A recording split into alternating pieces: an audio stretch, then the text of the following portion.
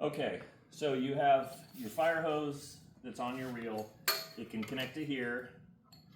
You can take that cap off. It can go here, and or it can go here. And then you roll these out. Each one of these fire hoses has a male and a female. Some are 50 foot, some are 100 foot. This is a 50, just for demonstration. If you got the second attack line kit, it comes with a splitter, maybe several, depending on which model. That can go any place along here. It's just designed to take water, and you split it. So you could run 200 feet of hose, then put this on, then put another one on. Depending on what you have nozzles. That's going to go on the end of the male on the fire hose, 50 feet, 100 feet, wherever you want, however you want out, depending on your situation on your house. So you put the green hose in the pool, you fill this full of water, you have gas in your tank, you have 1.3 quarts of oil in the gray dipstick area in the engine. You turn the gas on, you turn the choke on, you start it. As soon as it starts, choke goes off, you adjust the throttle. It'll take about a minute with the water in the green hose, and this is full. It'll take about a minute for it to, you'll hear the motor start to slow down and load up a little bit, and it will then start to shoot water out of here. Just point this at the pool. In this example, we're using a pool, and let the water come out of the pool. Turn the throttle down a little slower, and when it starts, you're going to want to hang on to it just to make sure it doesn't, because it'll push backwards. If you don't put a hose on here, it's just easier to get the hang of how to start it and run it. After you run the motor for a while, you can shut it off. You can put your hose on it.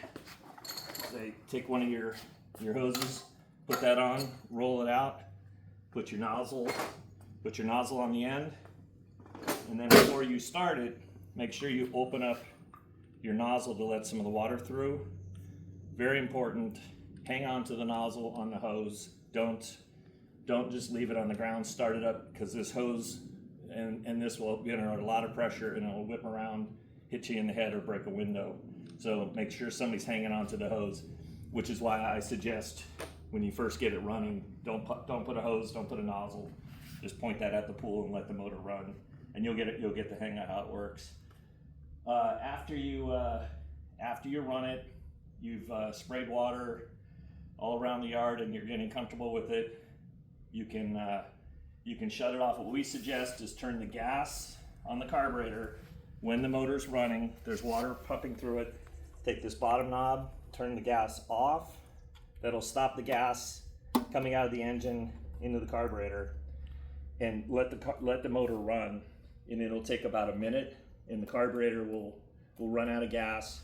The motor will stop, and that way, when you store this in the garage, the carburetor doesn't have gas sitting in it to spoil and to cause problems. So, and the drain. Yeah, the drain right here. After you get done running it, since you're going to have pool water in this example, you take this plug out, you let all the water in here drain out. You pull this out, get your garden hose, and flush this real good to get all of the salt, chlorine, just so there's fresh water. Take your plugs, put them somewhere safe, let this dry. Don't put the plugs back in for a number of days or a week, because you want all this to dry out and not corrode. So with air going through it, it'll naturally dry in a week or so, depending on the temperature out there. Wintertime, don't leave this thing out in the rain. We have customers in cold areas in, say, Arizona, that if you have water in this pump and you leave it out, it's going to freeze and it's going to break. It's going to crack the pump. Don't leave them with water in them ever, unless you're using it all the time. Then that's fine. You just have to be mindful of that. And I believe that should get you a good start. And like I said, all of these are designed for our sprinklers, or 3/4 inch garden hose, or the booster line. If you have the booster line, would either go on the side here or down here on this side and would connect up to one of these. That's with the 100-foot booster line with the forestry nozzle, and I believe that's it. So thanks for listening.